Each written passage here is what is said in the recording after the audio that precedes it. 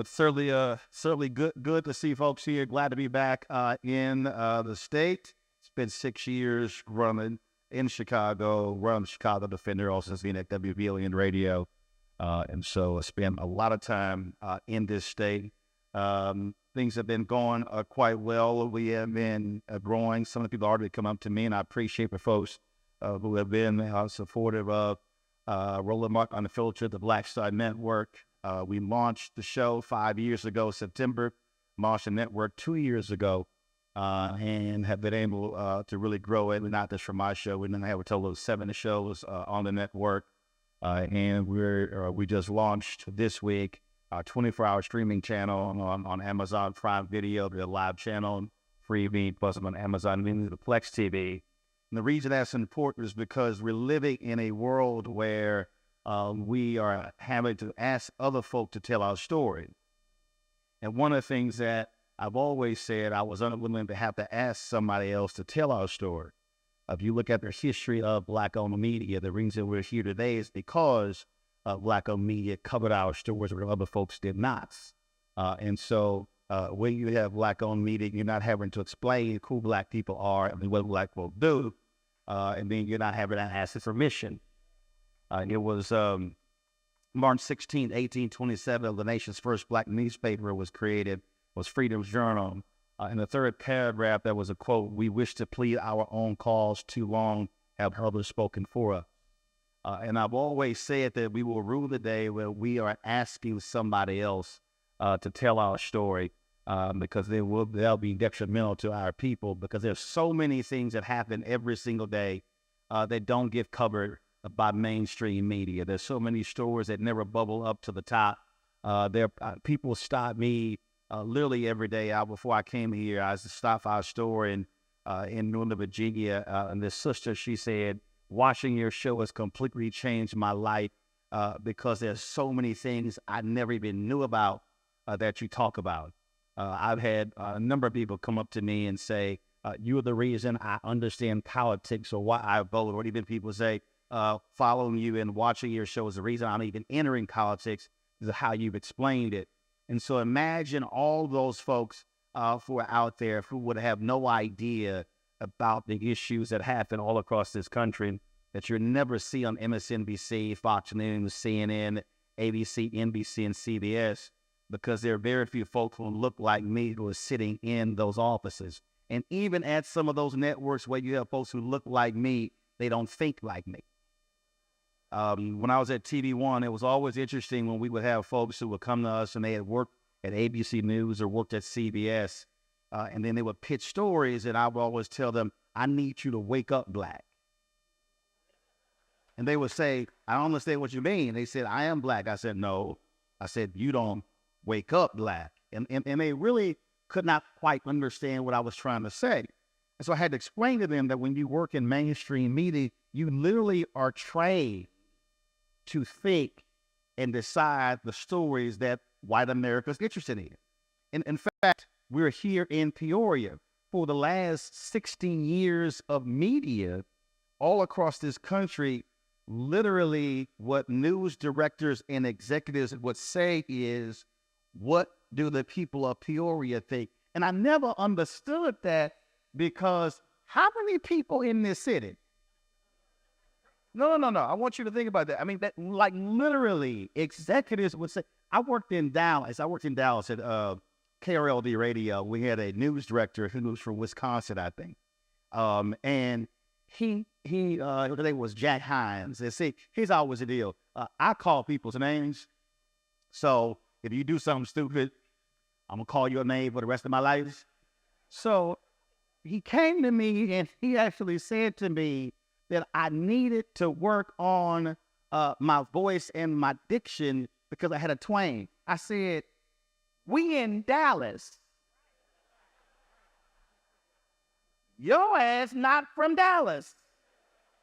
Clearly, people in Dallas understand how I talk." It was the craziest thing. And he said, "Well, in media, we always focus on how folks talk in Peoria." And I said, "Bro, we are not in Peoria." And so that was always this. And so what happens is in media, folks say, "Well, we have to project to what the middle of the country thinks. I said, no, we might want to project to the middle of the country, the east and the west and the south and the southeast, because you're covering the entire nation. And so when you only have that world view, then all of a sudden you leave out so many stories. I get a kick out of these people all across this country, and they say, well,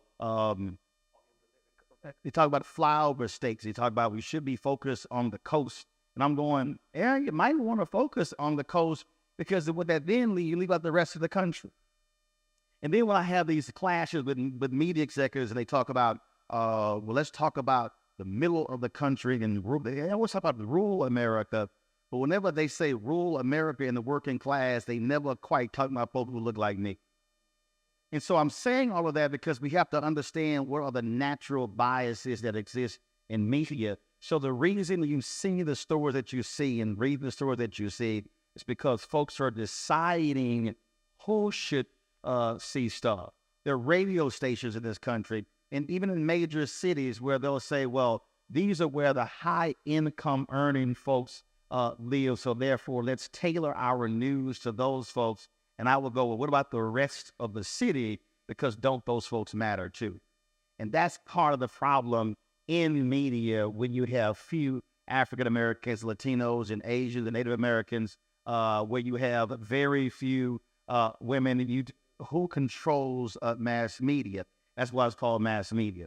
And so Black-owned media has played a huge role. And so the years I spent on Tom Journal Morning Show, running the Chicago Defender, Houston Defender, Dallas Weekly, Savoy Magazine, Black America Web, all of that matters because in those places, we aren't having to explain who we are.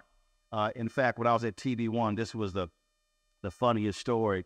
Our founding president, CEO, was my alpha brother, Jonathan Rogers. And Jonathan got replaced by Sister named Wanya Lucas. And then Wanya got replaced by an executive, Brad Daniels. And it was always interesting because one day Brad, we were in his office, and Brad, he said, well, I keep seeing, Brad Siegel, Brad said, I keep seeing these same stories, and I don't understand, it's just like I'm watching the news, and it's sure like every day it's the same, and you're leading with these police brutality cases. I was like, yeah, Brad, because Black people keep getting shot. And so then he wanted me to one day, this is a true story, y'all. He wanted me to do an explainer at the top of the show why we are covering the stories that we're covering. I said, Brad, you like everybody else know why I'm covering them. And I was like, Brad, let me help you out. Why don't you go focus on sales and let me do the news? Now, let me explain why I had to say that. What Brad didn't understand was he was the president of a Black network. I said, Brad, I don't have to explain to Black people why I'm covering voter suppression, police brutality, lack of investment in Black-owned companies, because that's why we're here.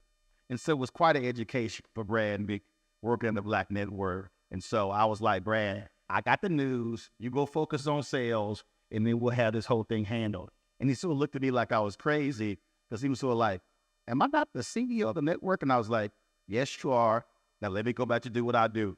Because again, I wasn't about to have to explain to our people why we do these things. I said, I need you coming into our spaces to learn about us, not me having to explain to you what it is that we do.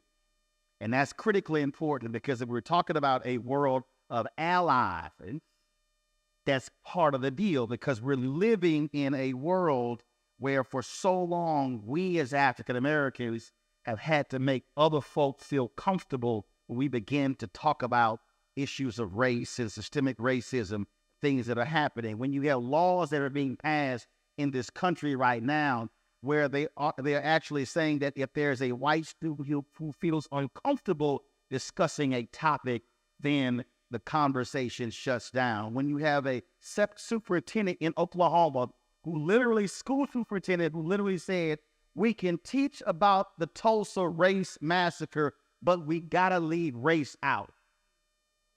That's kind of hard to teach about the Tulsa race massacre, where black people were slaughtered, where Black Wall Street was destroyed, and the black part is kind of important. But that's literally where we are right now in this country. We're in a space where after all of these years, we now have folks in power who are afraid of the topics. When you have Moms for Liberty that's taking over school districts that are populated by African Americans, and one of the first things that they're doing is they're firing black superintendents. Charleston, South Carolina, just last week, you had a black superintendent. He's been there 3 months, and already he's been put on paid administrative leave. These things are happening all across the country, and I think for a lot of us, we really aren't paying attention. I know somebody sitting here who's saying, "Oh, no, I'm paying attention." No, I don't think we really are paying quite attention. It reminded me of, I love this scene from Scandal, one of my favorite shows. And it was a scene where Joe Morton, Papa Pope, was talking to Kerry Washington, played by Olivia Pope, when they were in the park. And he said, "You're skipping around in a field full of bombs and mistaking them for days." And I think there are a whole bunch of folks today, I believe, in this city, in this state, in this region, in this country, who are walking around acting as if things are wonderful. And oh my God, look at the daisies, and there are bombs that are literally going all around us. And I'm not saying that's white America. I'm saying black folks, Latinos, and Asians, because we have to understand that we literally are at war. So turn to your neighbor, because if you don't remember anything I say, you might remember the title. Turn to your left and say, "We are at war." Now turn to your right and say, "We are at war." And let me be real clear, y'all might have in the past come to the NAACP Peoria Freedom Fund dinner, and you came here for an unseasoned chicken dinner. And a rock hard cake. And y'all saw some folk get awards who take pictures, and you go home the same way you came. But let me remind folk in the room, whether you are white or black, straight or gay, preacher or layman, it's called a Freedom Fund dinner.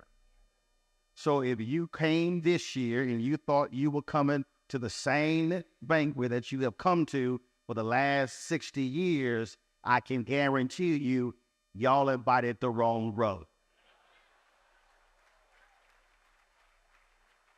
So this ain't going to be the same banquet. And so go ahead, you buckle up. Some of y'all going to get real uncomfortable. You're going to be looking around, or maybe you're going to be afraid to look around, and I be looking at you. And you might be say, "Is he talking to me?" I'm telling you in advance, yes, I'm talking to you.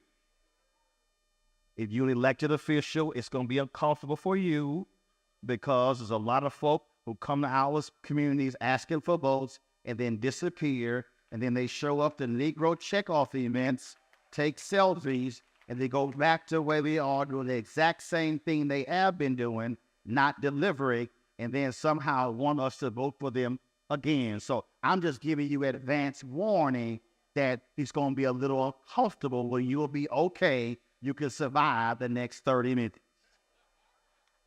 I set this up by saying we are at war, because that's literally where we are. When you have the leading candidate on the Republican side, based upon polls, who is a domestic terrorist, who led the attempted overthrow of a country, and then when you have the individual supporting him who did not believe the last election was fair, then you need to understand exactly what kind of country we are now living in. When you have the individuals who were associates in that domestic attack on this country, who are still sitting in Congress right now, who are leading the House, when you have the likes of Marjorie Taylor Greene and Matt Gaetz and Jim Jordan, leading committees, and they were the same folks plotting and planning the overthrow of his government, and they have ignored subpoenas and they're still sitting in power. You might need to understand that this is not business as usual. When you have people all around this country right now, when you have governors and state legislatures who literally are ignoring the rule of law, but they call themselves the party of law and order and won't even abide by Supreme Court decisions, and then they come back when they get rejected, go back to their state, don't even redraw a second black congressional district in Alabama, and then try to have it sent back to the court. And luckily, shockingly, this right-wing court rejected that. And so now in Alabama, they have to create a second black district. And then you have the attorney general of that state who literally writes a public letter to the citizens of the state that sounded as if he was the son of George Wallace. And then he wants to act like he was talking for all folks in Alabama. I'm talking specifically, his name is Steve Marshall. And so this is what Steve Marshall wrote on September 26th, after the special master announced of the redrawing of those lines. He literally said, and the case was the Allen versus the Milligan case, he said, today the U.S. Supreme Court denied Alabama's request for emergency relief in the state's redistricting case. The state will now be encumbered with a racially gerrymandered court-drawn map for the 2024 election. And the reason that's hilarious is because the reason they lost was because they racially gerrymandered a map. They did not want to create a second black district because they knew if they created a second black district, it would guarantee a Democrat was going to be elected. So instead of competing for black votes and try to have policies that speak to black folks in Alabama, they would rather create all the districts that have one Democrat, Terry Sewell, and the rest are white Republicans. But see, they were like, no, we're not doing that. And so when the Supreme Court kicked it back, they said, well, no, we're just going to redraw new lines and not even create a second black district. Then the white Republicans in Louisiana said, we're going to file the Alabama case because they really thought, hey, it's going to go back to the courts. If Brett Kavanaugh sides with us, we're going to win the second time. Now Louisiana is trying to change what they're doing. Then you got Florida, where Florida Governor Ron Satan DeSantis is in court because he obliterated, yes, I said Satan, because when you ignore your legislature, when you obliterate 2 black congressional districts, you go against the law of the land. The courts ruled that that was unconstitutional. And this week in court, one of his top aides said the state Supreme Court got it wrong. Then they said that this district simply violated the Equal Protection Clause of the U.S. Constitution. And one of the conservative judges then said, I'm sorry, has any court told you it violated the Equal Protection Clause? They said, no, that's simply our opinion. So a judge is going, oh, so y'all now get to make judicial decisions when you are the executive branch, but you're not the judicial branch. A case is going on in Georgia right now. You've got cases happening all across the country where Republican legislatures are absolutely denying representation of black voters all across the South, but then they try to say, oh, these things are race neutral. Today in Georgia, an appeals court put in a stay where you have white conservative, and let me be real clear why I'm being very specific when I use phrases, because in America, for the longest, if the president or the mayor or the governor met with some black preachers, the news story would say, governor meets with black preachers. Yet if he met with white evangelicals, it would say, governor meets with evangelicals.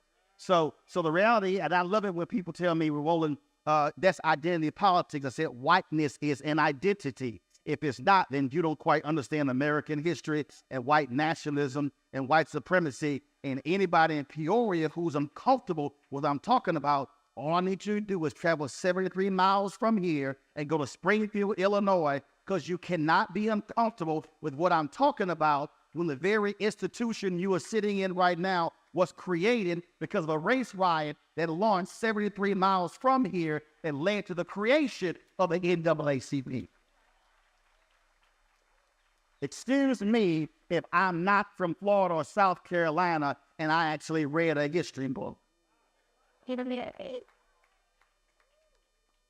And so you have white conservative Ed Bloom in Texas, who led the affirmative action case, who's now suing a black venture capital firm out of Atlanta because they have grants for black women entrepreneurs. And so he's saying this is grossly unfair to white women in America, when white women in America have benefited more than anybody else from affirmative action. When African Americans get 2% or less of all venture capital dollars, black women 0.5%. And so somehow Ed Bloom is saying that's just too much. Well, so you take the affirmative action case, and then you begin to take the school. Now you have the firing of superintendents, and now you have the change when it comes to school books, and you have folks saying, well, let's get any book that has Toni Morris's name or Ta-Nehisi Coates' name or other African-American authors. These things are happening before our very eyes, and these people somehow are saying, oh, this is right, this is fair, and it is just, where they won't even talk about the idea of systemic racism. And then you have these so-called brothers who are Republicans who are running for president this week at the Reagan Library, stands before all of those largely white Republicans and actually says black people survived slavery. Black people got through slavery, but we didn't survive the Great Society because the resources they were given to mothers, and they kicked the father out of the house where anybody actually read the book. I don't know about the education in South Carolina, but maybe Tim Scott might need to remember that South Carolina, his state, was the first one to secede from the Union because of the issue of slavery. Maybe they didn't have the right textbooks in South Carolina, but if anybody actually studies the Great Society, they will realize that all of those benefits were not for African Americans. And in fact, if you go before that, welfare was not created for black people in the country. FDR created welfare for poor white people in the country. And if you were black, you couldn't even qualify for welfare. You couldn't apply for welfare. Social Security benefits were not created for black people in this country. They were created for white Americans. You had black people who could not even move into public housing. If you don't believe me, go check your history in Michigan and in Chicago. When black families moved into public housing on the west side of Chicago, 3,000 white folks rioted and ran them out of their neighborhood. So please tell me, how is it that we have all of this in our history, but I forgot we can't teach that stuff because you can't bring up black, because a white child today might be just a little uncomfortable. Well, maybe if we have more white students today who are uncomfortable with American history, then they have a better understanding of what we're trying to do to fix where we are today, because that has been the problem in America. Too many folks have been comfortable with what we have done. Too many people have been comfortable with where we have been. And what do? We run around and have our MLK events, and we don't want to talk about the other MLK. We want to talk about that nice civil rights bobblehead figure who loved everybody, got along with everybody. I swear, between him and Jesus, don't nobody want to talk about the radical parts of Jesus and Dr. King. Nobody wants to talk about the Dr. King who talked about going to the nation and cashing a check, stamp insufficient funds. Oh, we love talking about Dr. King in the bottom of his speech. I call the hoop part. We talk about I have a dream, but don't nobody want to deal with the thesis. See, if you're some of y'all who go to church, see, y'all tell somebody, man, church was off the chain. They say, well, how was it? Oh, pastor was preaching. What he preaching about? I don't know. He was preaching. That means you got excited about the part, but you can't even remember what the scripture was. The scripture is the thesis of the sermon, not the hoop part. And that's where King was. A lot of us see today, we talk about Dr. King in the mountaintop speech, April 3rd, 1968 at Masonic Temple. We talked about going to the mountaintop, but you can't focus on the bottom 2 minutes of that sermon and ignore the 41 minutes we talked about targeting companies that won't do business with African Americans. We name-checked them. We talked about we have to redistribute the pain that the sanitation workers were going through in Memphis. See, don't nobody want to talk about that because that requires us to challenge folk where they are. We are at war in this country. You see, for the last 14 years, I've been talking about this. My new book is called White Fear, How the Browning of America is Making White Folks Lose Their Minds. And somebody said, hey, Roland, you really went there with your title. Like, yes, I did. The cover photo on that title is a white man with his arms outstretched in front of the Capitol on January 6th, which symbolizes all this is ours. Because, see, let me remind y'all about January 6th. Why were they there on January 6th? Because Donald Trump was mad with 4 cities. He was mad because he kept mentioning Fulton County, Atlanta, Philadelphia, Detroit, Milwaukee. What do those 4 cities have in common? Black people. In fact, in Wisconsin, the Trump campaign did a partial recount in the state of Wisconsin. Where did they do a recount? Milwaukee. The top Republican in Michigan actually said, let's count all the votes in Michigan except those in Detroit. So the folk who were there on the Capitol on January 6th were mad because black folks turned out in significant numbers and they voted for Biden and Harris. That's why they were upset. Oh, if you think I'm wrong, go to North Carolina, 2008. President Barack Obama win North Carolina by 14,100 votes. What did the Republicans immediately do after the 2010 midterms? Change the voting laws. Since 2010, they have been engaged in a war in North Carolina where they have been using the power of the legislature to roll back the laws repeated. This is the same Republicans in North Carolina where a federal judge ruled there was a precision-like targeting of black voters. They were so stupid in North Carolina, they actually asked in emails, when do black people vote early? 70% of black folks voted early voting in the first 2 weeks. They changed the law to have one voting location in every county. Now, how you gonna have one voting location in Charlotte, that huge city, one location, because they were trying to shrink the election?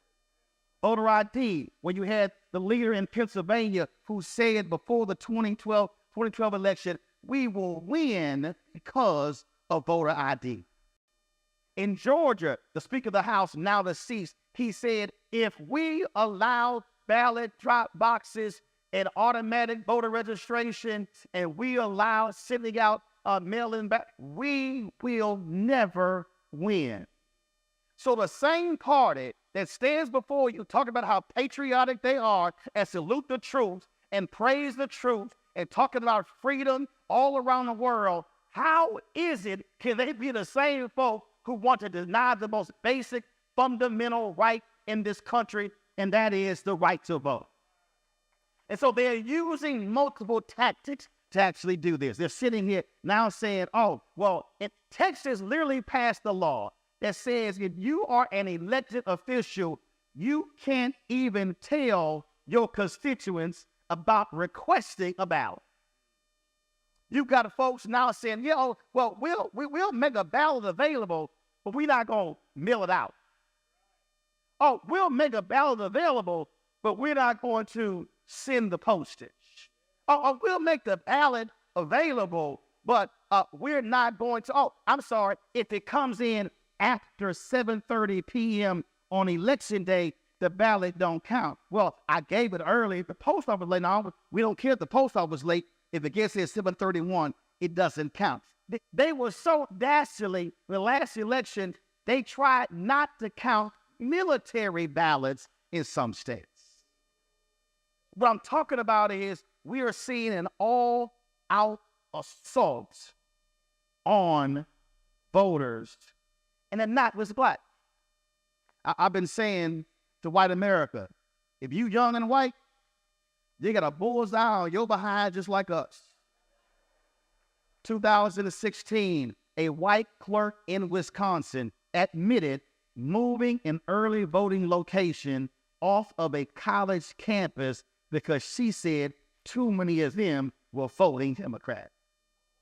What they have been doing is moving voting locations away from places with large parking lots to places far out with small parking lots. So when you show up and you see a long line, you get frustrated and you go home. That is a tactic being implemented all across the state. You think I'm lying? My native Texas, Harris County, which is actually larger than several states in this country, during COVID, they had drive-through voting. Now, let me explain drive-through voting. That means you sit in your car, drive up, roll your window down, they hand you a ballot, you vote, and give it back. These fools, Greg Abbott and Dan Patrick, the governor and lieutenant governor, said that violates the privacy of the vote. I'm sitting in my damn car. That's more private than me walking into a place in a booth. So they targeted Chris Collins and Harris County to stop that. But let me tell you how evil these folks are. And yes, I'm using the word evil for a reason. This legislature, they passed a law that says if there are any irregularities, the Secretary of State can call for a new election in that county. Oh, I'm sorry. There are 254 counties in Texas. The law they voted on applied to one county, Harris. When is the last time you ever seen folks pass a state law that applies to one county? Well, why? Well, one, Harris is blue. Two, Harris is black. Three, Harris is brown. Uh-oh, it's three things in common: black, brown, blue. Because they are mad because they've been losing in Harris County. Losing the mayor's race, losing the county judge, losing the county commission, losing the judges. What does that mean? They've been losing power. Literally passed a law applying to one county. What I'm laying out to you are literally a broad base of attacks that are happening in America. There is a war that is going on. There's a war that is being well funded. Literally Leo, who led the Fairless Society, who literally controls the federal courts, who frankly has bought and paid for Clarence Thomas. Yes, bought and paid for. I swear Clarence Thomas is a thought. He's been flown out by billionaires, changing his votes. Oh, I'm going to call it like it is.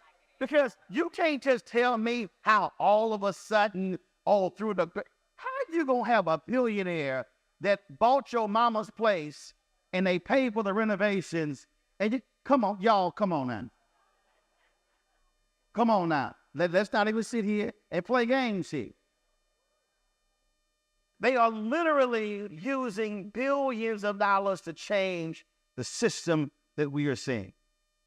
And a bunch of us are walking around and thinking, it's all good. It's just fine. You have certain billionaires who are buying whole legislatures, county commission courts, city council, mayor's races all across the country, especially in the South. You have the laws that are being changed, targeting everything. You have a Tennessee judge that ruled against the federal 8A program, where you had a white woman who sued because she said, I couldn't apply for the program because it was for Black and Latinos, yet the same white woman got 2 contracts in a women program. But she said, and she never even applied for the program, when that said she actually sued for it, and the judge still granted her that permission. These things are happening before our very eyes. And let me be real clear right now. I need to talk specifically to the white women in the room.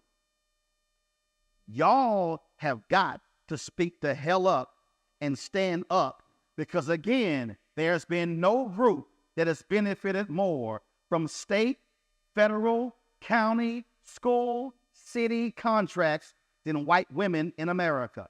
MWBE stands for Minority Women Business Enterprise. If you're a Black woman, you in the M. If you're Latina, you in the M. If you're Asian, you in the M. The W really should be W'd up. And they are literally coming after these programs. When I was at Texas A&M, I was in a speech and communications class, and we were speaking on affirmative action. And so I'm sitting here getting my presentation, and I asked all the students, I said, if any of your mothers have businesses, raise your hand. And they raise their hands. Do any of your mothers have contracts with the city, county, state, federal? They raise their hand. Congratulations, affirmative action, paying for your school. Boy, they got mad at me. I was like, don't get mad at me. Call your mama. She'll tell you. Numbers don't lie. Numbers don't lie. Well, see, this is what happens when you don't understand history. If you are a white woman in America, do understand. Thank black people. Because you had a racist congressman in Virginia, Judge Smith, who inserted women into the 1964 Civil Rights Act, thinking it was going to cause it to fail. It actually passed. And so when Title IX was approved in 1972, that opened the professional schools to doctors and lawyers and dentists and engineers, no group benefited more from Title IX than white women in America. Title IX was not about sports. It was about opening the professional schools to women who were being denied graduate programs. So you had an influx of doctors and lawyers and dentists and engineers and architects. That was because of Title IX. Where does Title IX come from? It's a provision of the 1964 Civil Rights Act that black folks put on the line.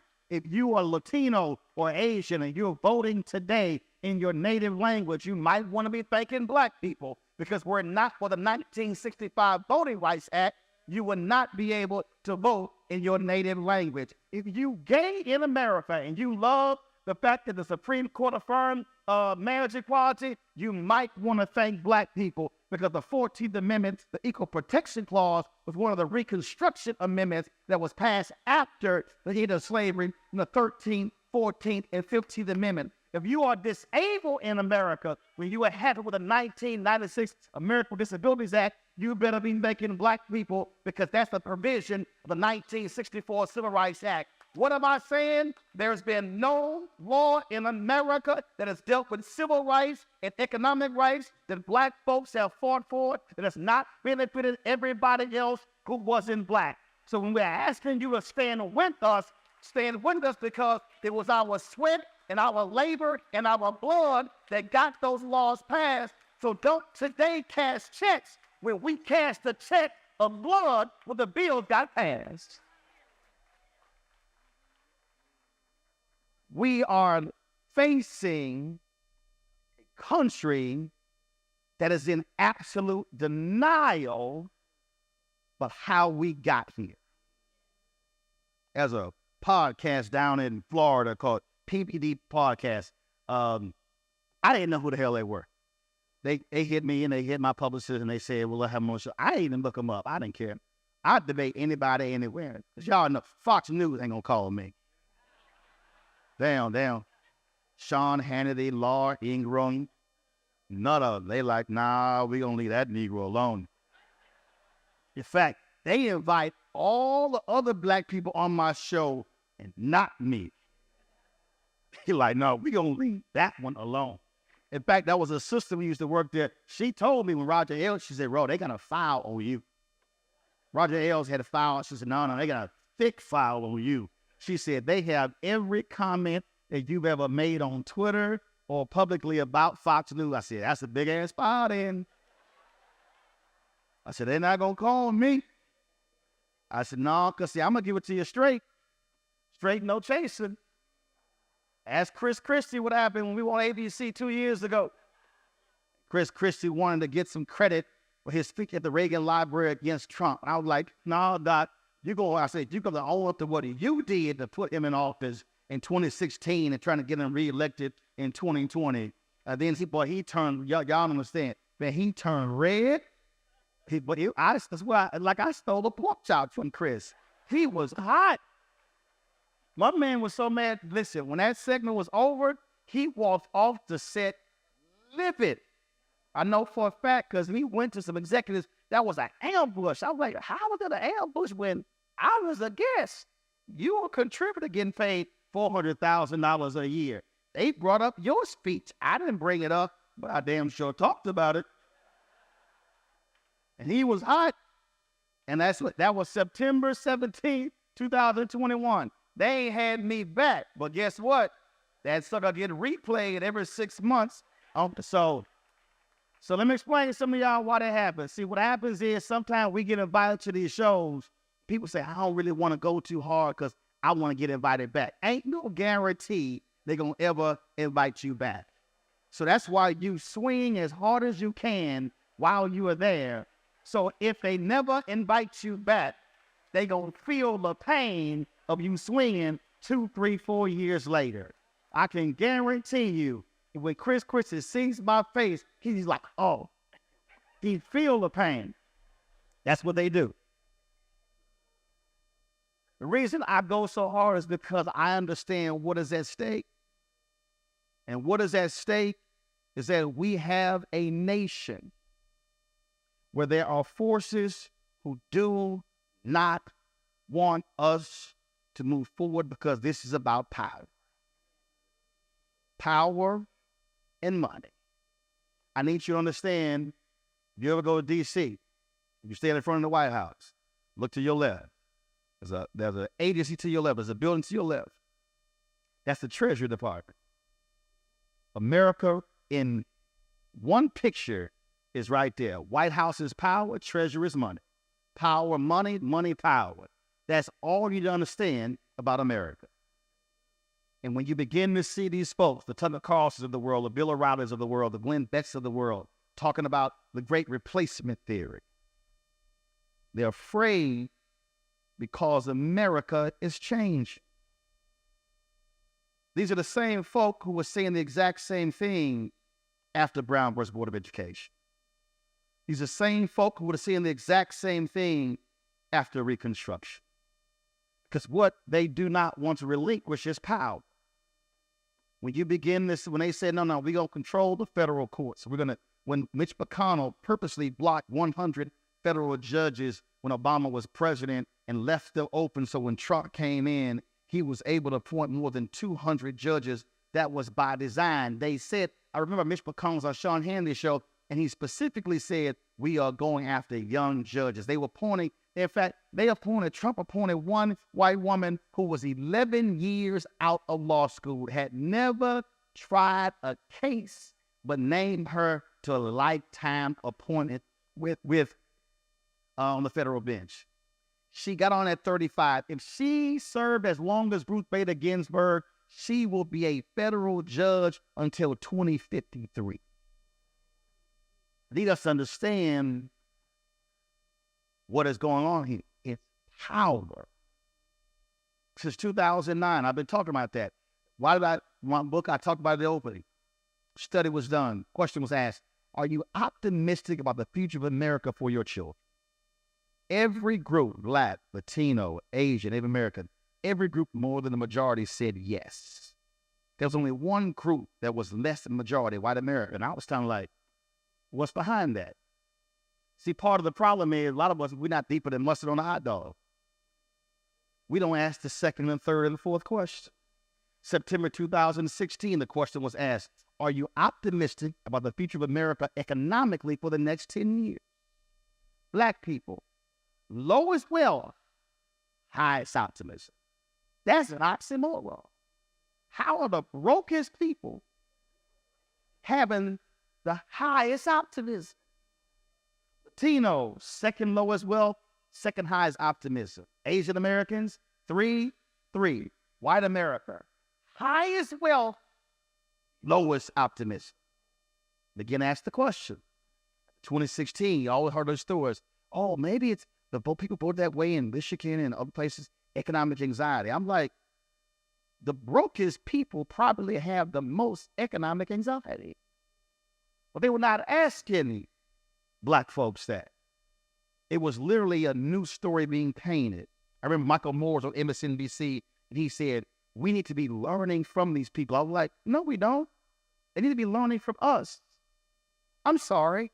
Our world has changed. You no longer are going to have a manufacturing facility in rural parts of America, and the entire town was evolving around that facility. Funded the businesses, paid the taxes. That world has literally gone. We can sit here and pine for it, but that world is gone. Technology has changed that game. And so what happens is politicians come to us, sell us a lie. Trump, I'm bringing manufacturing back. Still wait. And so that's what we're dealing with. We're talking about people who are angry that the world is changing. 30 plus years ago, when a study came out saying America one day was going to be a nation majority of people of color. People were like, man, I'm gonna be dead by the time that happens. I ain't worried about it. Because the initial number is supposed to be around 2050. All of a sudden, several things happen. Black people, Latino, kept having babies. White folks stopped having babies. Now, if you're uncomfortable with what I'm saying, use Google. The average, there are more than 10 states right now in America where the average white death rate is higher than the average white birth rate. This is simple. Having fewer kids, it's going to be a few of you in the future. Look at Europe the last 15 years. Why have there been immigration battles in Italy, France, Germany? Because of African migration. All those folks in those countries have been, that's why you've seen the rise of right-wing extremism in those countries. They're targeting African immigrants. Why? Because fewer Italians, Germans, French, and others are having children. You're not going to have a future if you continue to have a decreased GDP. You need people to replace those who are not born to have a future. Look at small town America. If you had 5,000 residents 50 years ago, you had 3,000 residents 30 years ago, you got 1,000 residents today. I'm just saying the possibility of people moving back, it ain't there. And so that's the America that we're seeing. And so why are people freaking out? Because you're seeing more African Americans in power. You're seeing more Latinos in power. It's because, look at the data, folks. After Reconstruction, what was the greatest fear after the end of slavery? Okay, fine, they free, but they're not going to take our jobs. What was the greatest fear after the Civil Rights Movement? All right, y'all can go to parks, y'all can sit here and sit in buses, don't take our jobs. Well, guess what? When you create economic opportunities, education opportunities, we now are going to be able to compete. That is the anger that we're seeing before our very eyes. It's playing out in every sector. And so we've got to own up to what is going on and to realize that as you begin to see African Americans and Latinos and Asians and others begin to grow in this country, you're going to see folks saying, hey, we want those jobs too. It's not going to be a situation where you have in many quarters 95, 98% folks to control it. Right now, do you understand when it comes to private equity in America, it literally is controlled by 98% of white men. Those are the folks who are buying companies. We talk about venture capital. We keep talking about, venture capital. They don't loan money to blacks and Latinos. But guess where the venture capital money comes from? I'm going to show you. Stand up if you are a public worker, retired, or you still work, meaning you're a police officer, firefighter, teacher, you work for the city, county, state, or federal. You're a public worker, stand up. I'm going to show y'all something y'all ain't never thought about this yet. The people standing, and I'm going to blow y'all away. Follow me, y'all keep standing. The people standing up represent the most wealth in America. Let me help some of y'all out because y'all look at me real confused right now. The people standing up represents most wealth in America. Public workers have pensions. I'm not done. Pension money is invested in companies. Private equity and venture capitalists go to pension funds to invest money into private equity companies to get a greater return on investment. So if the people who are standing, if you don't like the fact that venture capitalists loan less than 2% of their money to African Americans, you should be saying, it's my money. And that's the problem. Y'all can take a seat. we have to understand literally what is driving this economy. Every company that goes public on Wall Street goes to the Illinois Teachers Fund, the California Pension Fund, the New York Pension Fund, the Texas Pension Fund, because that's where the greatest wealth in this country. BlackRock controls 75% of the federal pension fund. The data shows that Black and brown companies have greater returns than non-minority pension funds, yet Black and brown pension funds are getting less than 1.5% of private equity bonds. When Obama was president, I got called to me in the Treasury Department, and they said Black and brown companies outperform white companies when it came to TARP funds. I went, cool. That mean they gonna get more money to invest? Looked at me like I was crazy. I went, well, isn't that how it works? If I outperform you, then I get to do bigger deals because I outperform you. Everybody went quiet. It's a money game and it's a power game. It is a fear of sharing. And I'm not saying all whites in America. Let me be perfectly clear. You had white folks who stood with African Americans in the creation of the NAACP, folks who were on the front lines in the civil rights movement. But we have to be honest and open that there are some people in this room, we got some family members who are the problem. There are things that they say at the table that a lot of us like, oh, they make us cringe. No, sometimes we need to be confronting those folks at the table. See, what happens is there are people who are sitting in positions right now where you have folks in power who literally are denied. Why do we even need a Crown Act in America? Why do we have to pass a law that says you should not discriminate based on somebody's hair? Why? Because Black folks with cornrows and locks and braids are being denied jobs, not because of what's in their head, but because of what's on their head. That is the America that we're living in. So when I say we are at war, we need to understand that these bombs are going all around us, and too many of us are just walking through, dancing through like it's daisies, and they're trying to understand why is her limbs blown off? Because she stepped on a landmine. We got folks who are in power positions who do not want to share it, and they want to hold on to old America. Let's make America great again. Please let me know what decade you are talking about so I can check the receipts on what it was like for us during that period. Every person in this room, if you came here with the right intention, you need to understand that this gathering is supposed to represent sort of like wedding renewal vows. This is not an event you're supposed to come to take selfies. This is not an event you're supposed to come to just to clap for those who got some awards.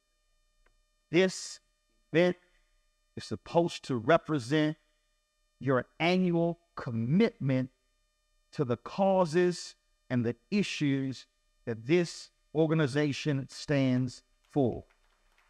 If you are here and you are unwilling to fund the fight, if you're unwilling to put your feet on the ground to stand and protest, if you're unwilling to write letters, to send emails, to make phone calls, then all you're doing right now is occupying space. And what you should do is not come back next year. Now, somebody be like, no, Roland, don't say that because we appreciate them by the ticket. No, I dare say, if you are sitting in this room and you are not truly committed to the work of the Peoria, Illinois NAACP chapter, then what you are doing is representing a fraud. What you are doing is simply saying, I'm here to wave and one day out of the year, but I'm not here to stand with you. You should be saying, Mr. President, what do you need me to do? Where should I call? Where should I picket? Who should I be pushing? Who should I be challenging? Where should we be going? And if you can't do it because you're in a walker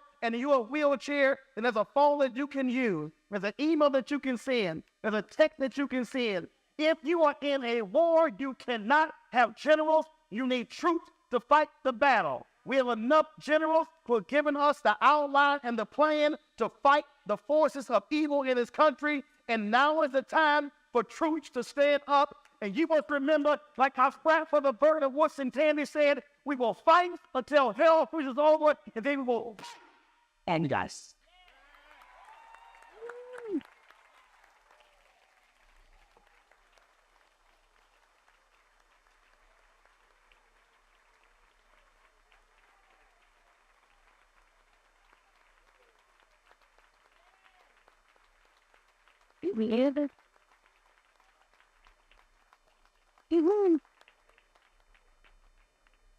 Sir. Yes.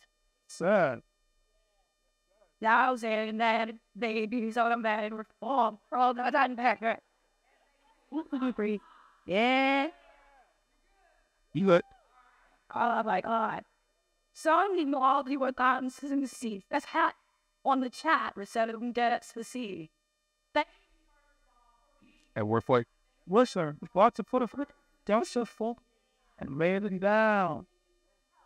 In of it all, our celebrity, the DNA say it is end of our people. Then it is the all be fun place. Then it's your prayer and the other TV. And these sons where it is a Jews stay year all forward. We can do is to have you. We, if you are really very clear, says I have a city, read, and the start CS wins, 1 to 60, or I'm ready on 5 solid.